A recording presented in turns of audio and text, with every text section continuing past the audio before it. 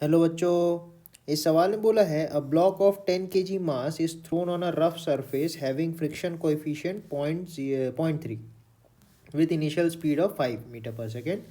Find the amount by which the internal energy of the block and the surface will increase. If this block is seen from a frame moving at a speed of 5 meter per second in the direction of velocity, then it is observed that the block is gently put on the rough surface moving in opposite direction at a speed of 5 meter per second. ठीक है, तो पूछा था gain in the kinetic energy of the block as seen from this frame will be. तो सबसे पहले अपन की सोचना है कि एक ब्लॉक है, ठीक है, 10 kg का। इसको अपन 5 मीटर पर सेकेंड से एक रफ सरफेस पे छोड़ रहे हैं जिसका म्यू दिया है 0.3। ठीक है, तो अपन को पता है जो भी वर्क डन यहाँ पे फ्रिक्शन करेगा वही इंटरनल एनर्जी को चेंज करेगा। किसकी? इस ब्लॉक की एज वेल एज इस सरफेस की, दोनों हीट अप होंगे। ठीक है, तो वर्क डन अपन वर्क एनर्जी थ्योरम से लगा सकते हैं चेंज इन काइनेटिक एनर्जी करके। तो फाइनली ब्लॉक रेस्ट पे आ जाएगा और इनिशियली इसकी स्पीड 5 मीटर पर सेकेंड है। तो work done will be final kinetic energy 0 minus initial half m v square. तो ये आएगा एक्चुअली नेगेटिव में 125 जूल्स।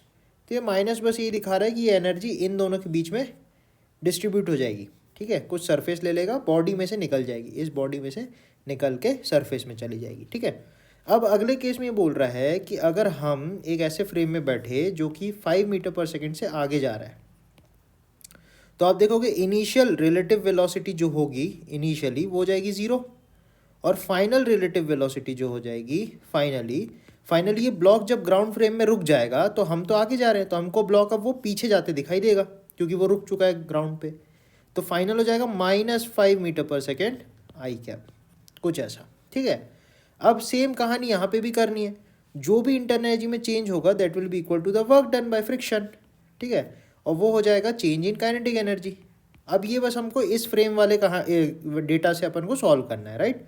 तो इस डेटा से आप सॉल्व करोगे तो फाइनली हो जाएगा हाफ एम वी फाइनल -5 का स्क्वायर माइनस इनिशियली तो वो रेस्ट पे था ये वाले हिसाब से। ठीक है, तो ये कितना निकल के आएगा? ये अगेन 125 जूल्स निकल के आएगा।